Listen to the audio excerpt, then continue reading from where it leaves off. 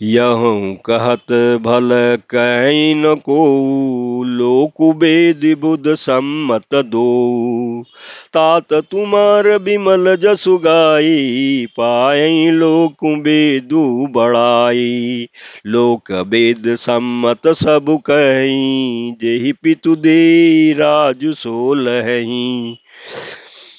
राव सत्य व्रत तुम ही बोलाई, देत राज सुख धर्म बढ़ाई। राम गवन बनन रथ मूला, जो सुन सकल विश्व भई सूला। सो भावी बस रानी अयानी, करे कुचाली अंतहु पछितानी। तहूँ तुम्हारा लप अपराधु, कहे सो अधम अयान असाधु। करते हूँ राजुन तुम ही न दोषु, राम ही होत सुनत संतोषु। अब अति किन्नी स्यु भरत भलो, तुम ही उचित मत एहु। सकल सुमंगल मूल जग, रघुवर चरण सनेहु। प्रमात सियावर रामचंद्र शंकर जीव जो। अयोध्या कांड दोहा 207।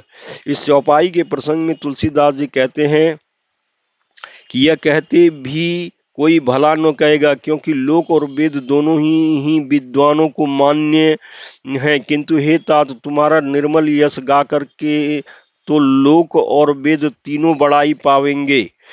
यह लोक और वेद दोनों को मान्य है और सब यही कहते हैं कि पिता जिसको राज्य दे वही पाता है। राजा सत्यवर्ती थे, तुमको बुलाकर राज्य देते तो सुख मिलता, धर्म रहता और बड़ाई होती। सारे अनर्थ की जड़ तो श्री रामचंद्र जी का वनगमन है, जिसे सुनकर के समस्त संसार को पीड़ा हुई। वह श्री राम का वनगमन भी भावी वश हुआ है।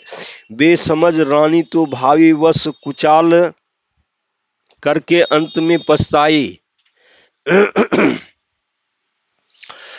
उसमें भी तुम्हारा कोई तनिक सा भी अपराध कहे तो वह अधम, अज्ञानी और असाधु हैं। यदि तुम राज्य करते हो तो भी तुम्हें दोष न होता। सुनकर के श्री रामचंद्र जी को भी संतोष ही होता।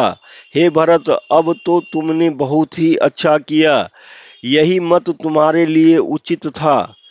श्री रामचंद्र जी के चरणों में प्रेम होना ही संसार में समस्त सुंदर मंगलों की मूल है।